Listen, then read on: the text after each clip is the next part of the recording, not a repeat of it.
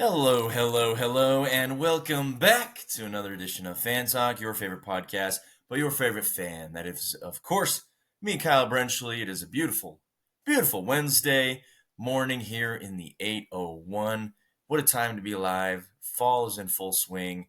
It's been a little warm here in my area. It's been actually record warmth. Usually in October, you're like you should expect low 70s, but it's been low 80s. But there's a storm coming in tomorrow, so do not fret for all you fall fanatics. Fall weather is officially here. I got the Rogue One poster. I'll do you one better. I got the Rogue One sweatshirt on today, and then, of course, the Leaves candle burning in the background. Guys, we have an awesome episode coming up for you today here on Fan Talk. Fan Talk, of course, is a podcast that you can find anywhere. I put it on YouTube, Spotify, Apple, Amazon. You know what the deal is. Go check it out. If you like video versions, of course, YouTube is the place to be, but you can catch me audio versions anywhere you get your podcasts. Like, subscribe, tell your friends, tell your mom, tell your girlfriend, whatever it is. Before we get into the episode, I want to show off this cool little thing I won on Twitter. Some of you guys may be familiar with Twitter contests. A lot of the times, either teams or content creators or just different businesses do Twitter contests. This particular one was for the Pittsburgh Pirates. This cool little box that I got here. Essentially, they were just giving away a Jared Jones signed hat. So I'll show you that here. So this is what I won. A nice Pittsburgh Pirates, like actual game-worn hat. Signed by Jared Jones, as you can see here. If you don't know who he is, he's a pitcher. He's pretty good. He's no Paul Skeens, but he's pretty good. So yeah, this was really cool. They just they sent this to me. The only problem is it's like a tiny hat. Like no way my head's fitting into that. Like unless I wear it like on the very top of my head. Unfortunately, it won't really be a hat that I wear. It'll just kind of be something I have. So regardless, still cool. Shout out to the Pittsburgh Pirates. They sent me a nice little note too with my name on it and everything. The box is really cool. The hat's really cool.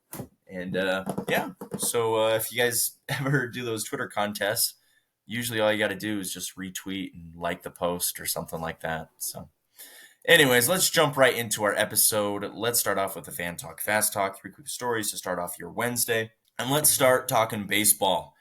It is obviously baseball season, October postseason baseball. There's nothing better. We're down to the final 4 teams. We're getting there. The World Series is on the doorstep.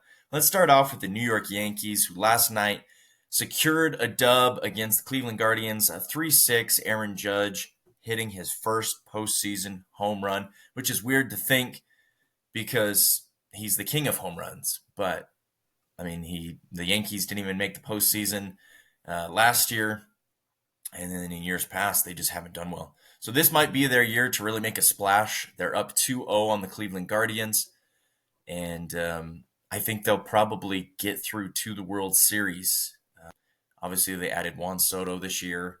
Their pitching's been good. Their role players like Verdugo and Volpe's, Anthony Rizzo's back. They got a solid team. They really do. And obviously, when you have Aaron Judge, Giancarlo Stanton, Juan Soto, Jazz Chisholm, I can go on and on. Like I know, like everybody knows every single player on that team. So, but don't count out the Guardians. They're going back to Cleveland for a couple games. They are a good team. They are the team that was overlooked. They had the best record in the American League for a little bit. They were definitely overlooked. So the Yankees would be smart not to overlook them these last couple games, but I do think the Yankees will move on. On the other side, Dodgers, Mets. Now, the Mets were the lowest rated seed to get in.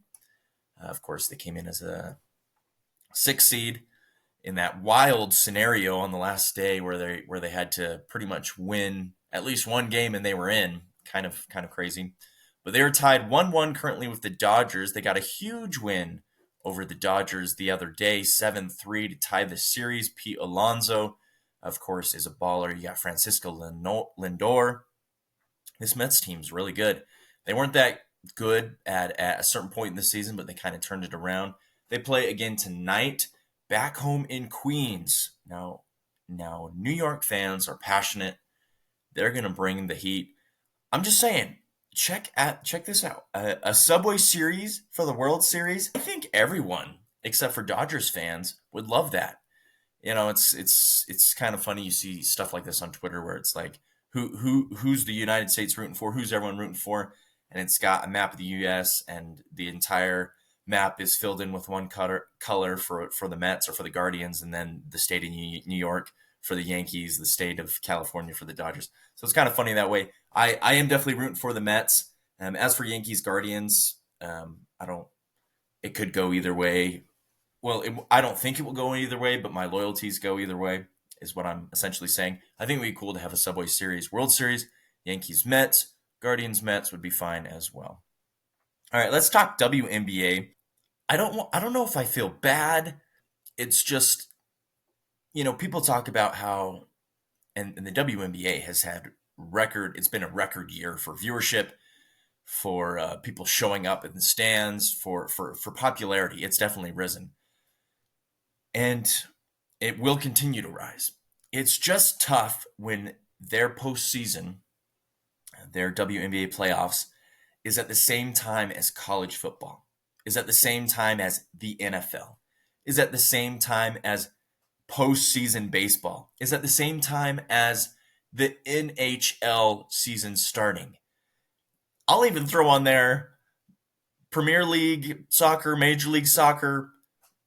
All those 5 things are things people watch before they watch the WNBA. So unfortunately, the way the season is just bad timing. So you're probably forgetting that the WNBA is even happening. But they're in the championship game. It's the Minnesota Lynx and the New York Liberty. Series is currently tied 1-1. They play again tonight. I think the Liberty are kind of favored to win, even though the Lynx won the Commissioner's Cup, which is like the WNBA's in-season tournament. And the Lynx are playing very well right now. I do believe the series shifts back to Minnesota. So it'll be interesting to kind of see. I'll update you next week on what will happen. But if you're looking for something to watch tonight, that might be something to check out. If you have YouTube TV, maybe get the dual screen of the Dodgers-Mets game and the Lynx Liberty game. Who would have thought watching WNBA and MLB at the same time? All right, that Fan Talk Fast Talk went way too long, more like the Fan Talk Long Talk, am I right? So let's talk about college football real quick. Some big games last weekend, some big games this weekend. Let's check out the rankings. As you can tell, Texas stayed where they are. Oregon with a huge win over Ohio State. That was probably the craziest game of the week. Insane. If you missed it, then dang, you missed it. Penn State 3, Ohio State stays at 4, Georgia is 5. Biggest jump, LSU jumped all the way up to 8. For your local teams, BYU is now 13, and the University of Utah is out of the top 25. We'll talk about both those teams here coming up. But essentially, what is going on with college football this week? Let's talk about some games you need to be watching this week, because there's some awesome ranked matchups. We'll check in on the local teams as well to see where College Game Day is going, to see where Big Noon Saturday is going. But let's start off with Friday night. We'll start off with some local teams here. BYU at home, LaVell Edwards Stadium at night. This is like a guaranteed dub. They're ranked 13th in the country. They're playing Oklahoma State, which has struggled this year. Many thought Oklahoma State would maybe be up there at the top with Utah. They've struggled. They're 0-3 in Big 12 play. Ollie Gordon, the second, might not even play in this game. Bowman's not looking good. So this is very much a very winnable game for the BYU Cougars, and it's at night. Friday night at LaVell Edwards Stadium. Keep an eye on the weather. There's supposed to be a storm coming in here to Utah tomorrow on Thursday, and that will linger into Friday. So it could be a weather game, but regardless, BYU's looking pretty good in this one. That's a game you can watch Friday night.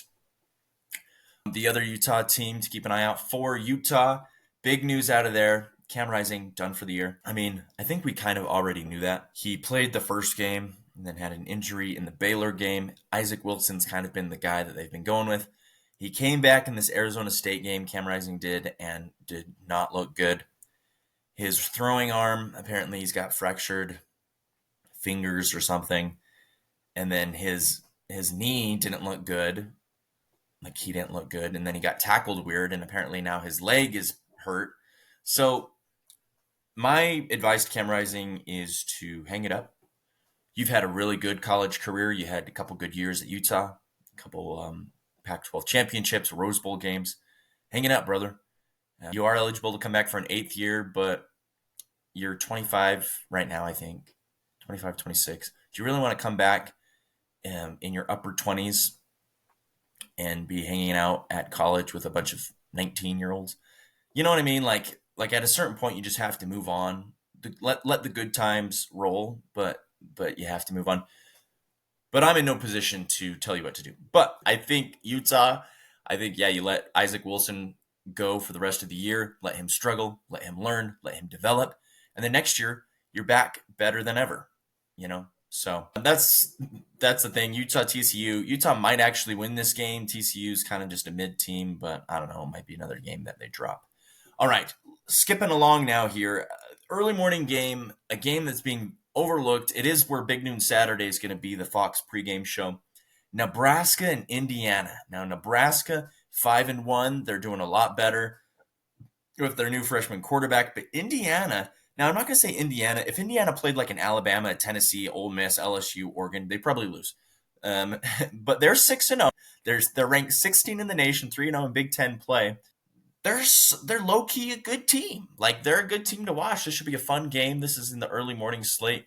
So if you're up by 10 a.m., check out Nebraska, Indiana. Should be a fun one.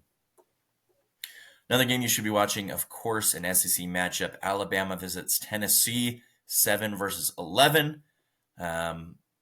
Tickets as low as $275. Wow. I'm looking at the schedule here on ESPN, and it includes the spread and the over-under and ticket prices. That's crazy that you'd spend $275. But, I mean, when Bama comes to town, you gotta. College football in the SEC is nuts. So that's a game you should be watching. At the same time, simultaneously, again, if you have YouTube TV, Michigan and Illinois. Again, 2 teams in the Big Ten that probably wouldn't be able to beat Ohio State or an Oregon, but they're both ranked. They're both good teams still. They'd probably beat, the best of the best from the Big 12. They probably could take out a couple SEC teams, a couple Big East team or ACC teams. So that's a game you could be watching simultaneously as well. The game's on CBS, Michigan and Illinois.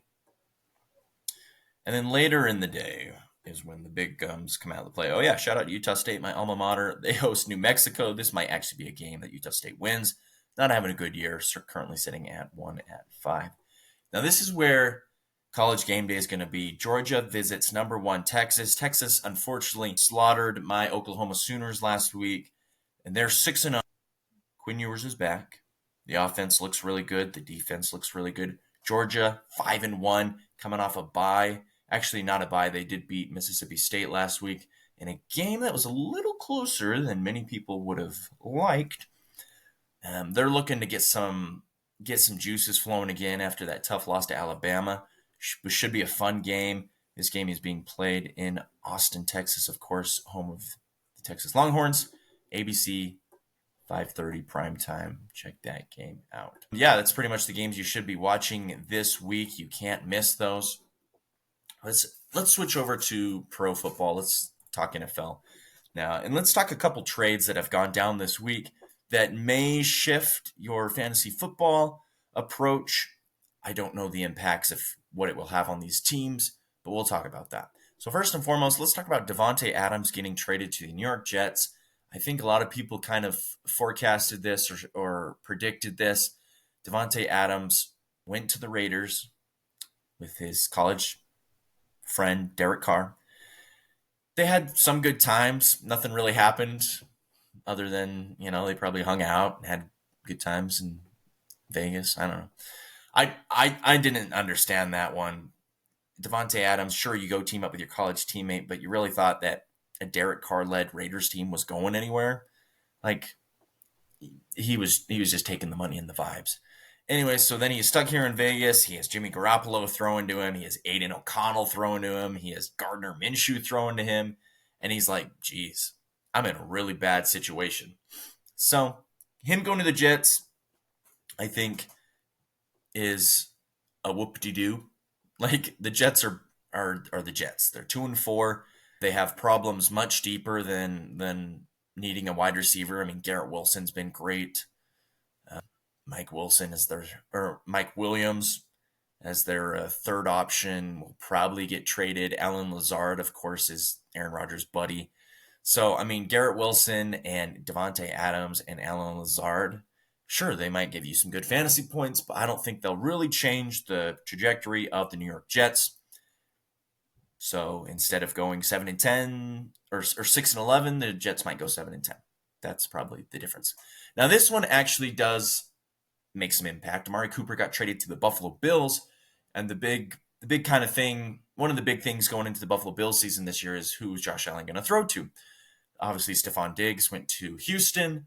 Gabe Davis went to Jacksonville. He has Dalton Kincaid, who he's been throwing to. Keon Coleman, the rookie wide receiver, hasn't really showed up much. Khalil Shakir, same kind of deal. Is just not really that guy. Mac Hollins is a wide receiver 3 on bad teams. So this was huge. Amari Cooper giving Josh Allen another person to throw to. But the Bills, they haven't really struggled that much. They've figured it out. They've kind of steadied the ship. This is a great addition to the Bills team. And Cam Akers returning to the Minnesota Vikings. Of course, Aaron Jones might be. He's coming back from a hamstring injury, so this adds good depth to the Minnesota Vikings, teaming up with Ty Chandler, and I think Myles Gaskin and Chris Ham or CJ Ham are kind of the RB room there. So those are some of the trades that happened this week. Let's go to NFL picks, not to waste any more time. This is kind of a longer episode, so thank you for indulging me. The Fan Talk Fun group, this Pigskin ESPN group that I have, I'm currently in the lead. Surprise, surprise. I have a 90-point lead or 9-pick lead on second place. If you're in this group and you're listening to this and you haven't been making picks, please do so if you want to. You're a little behind the 8 ball, but it's still fun to compete. You can still win the week, if that makes sense. You can still have the best record in the week. I went 13-1 this last week. My only error was that I picked the Broncos over the Chargers. Every other game I picked correctly. So let's go into this week. It is week 7 of the NFL. Who are we picking to win? Looking to continue my hot streak. Thursday night football, we had the Denver Broncos visiting the New Orleans Saints, a little homecoming for Sean Payton, who of course has been the coach of the Denver Broncos the last 2 seasons, but was first the coach of the New Orleans Saints for years prior. It's going to be a blackout from what I saw on Twitter. Both teams are kind of missing key players. Chris Olave is in concussion protocol. Pat Surtain's in concussion protocol for the Broncos. They won't go. Broncos defense struggled against the Chargers. The Saints defense struggled against the Buccaneers. And Dennis Allen, of course, a defensive coach, and the Denver Broncos with Vance Joseph, definitely a defensive team. Offensive struggles for both Broncos and Saints. Spencer Rattler stepping in for Derek Carr. He didn't look too bad, honestly. Spencer Rattler did not look too bad. Bo Nix looked bad at the beginning, but had great flashes at the end. This one's kind of going to be tough. I'm going to pick the Broncos in this one because I think the Saints just have too many pieces against them, although Alvin Kamara could go off for big yards if the Broncos aren't careful. But I'm a believer. Go Broncos. The London game is an actual banger. Sarcasm didn't really land there. Patriots and Jaguars, both bottom of the league, both 1-5. Jags did not get the win against the Bears last week. I think they'll bounce back and win this one. I'm going to wake up early to watch this game, but you don't have to because you probably shouldn't. But go Jags.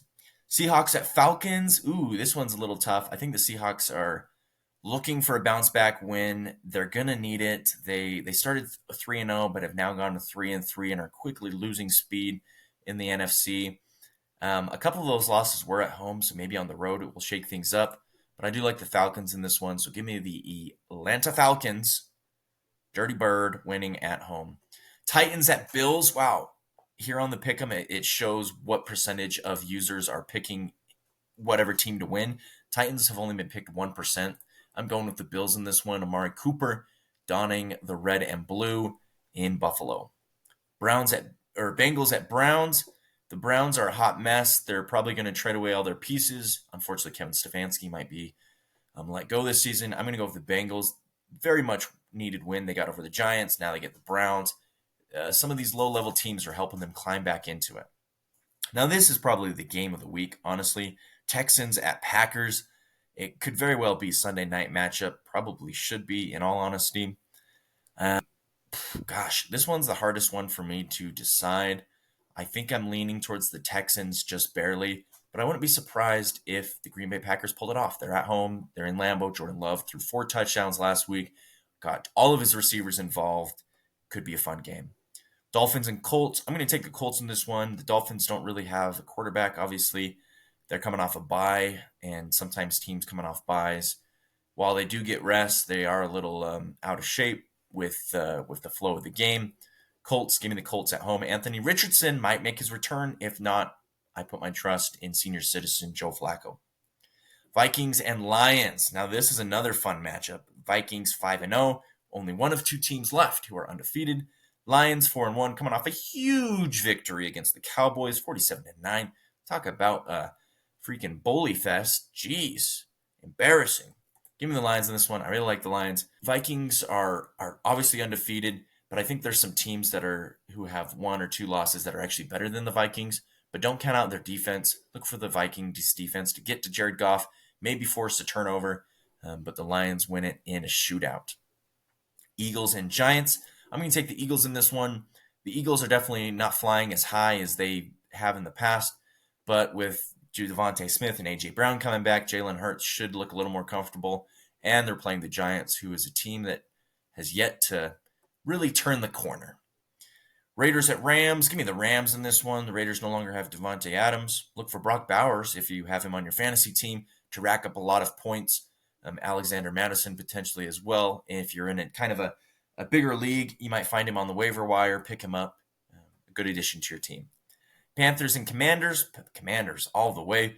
This is my pick probably for the NFC East, bearing an injury to Jaden Daniels. They're looking good. Chiefs at 49ers. I'm going to pick the Chiefs. I'm just going to pick the Chiefs in every single game until they lose. And it's crazy how their offense is so mid this year, but their defense is really good, and they're still 5-0. They just find ways to win. They're well coached, and the 49ers are a little bit, I wouldn't say a mess right now, but they're still realizing that they need to play hard every single game, that nothing will come easy to them. It's going to be another tough matchup against the defending champion, Kansas City Chiefs. Now, this is Sunday Night Football. Davante Adams going to the Jets, and they visit the Pittsburgh Steelers. Now, the Pittsburgh Steelers are maybe potentially switching over to Russell Wilson as their QB, which has me a little worried because not that Russell Wilson is not capable, it's just that last year in Denver, there was just so much more that he could have provided and could have gave, maybe held them back at that position. His stats were good, but took too many sacks, didn't make any throws. So I don't know. I mean, if Justin Fields was playing, I'd really like the Steelers in this one. But it's also the Jets, and the Jets are a mess. The Steelers' defense is probably what is going to be what wins this game. It might be a low-scoring game, like 13-10 kind of a deal. So I am going to pick the Steelers, but I'm not totally confident either way.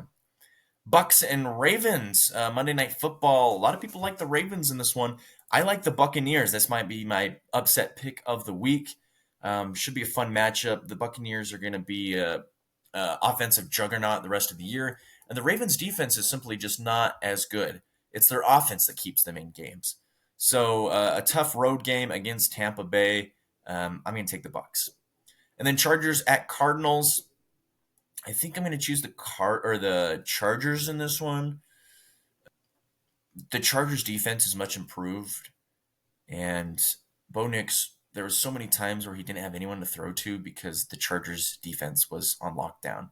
So the Chargers, while on paper may not be the most sexy team, they have Jim Harbaugh, they have a good running game, they have a good defense, and Justin Herbert is a very capable quarterback. So I'm going to pick them in that one, and we'll see what happens.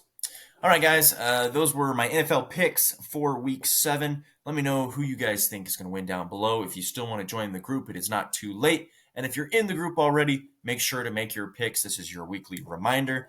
Thank you guys so much for listening to this slightly extra long episode of Fan Talk. Again, this is Fan Talk that you can find anywhere you get your podcast. If you like the video version, go onto YouTube, and I will send you guys off with this. Have a wonderful, wonderful fall weekend. Go outside, enjoy the fall colors, enjoy some fall festivals, go carve a pumpkin, go watch some football, go watch some baseball, and have a great day. All right, guys, see you guys next week. I'll catch you next week for another edition of Fan Talk.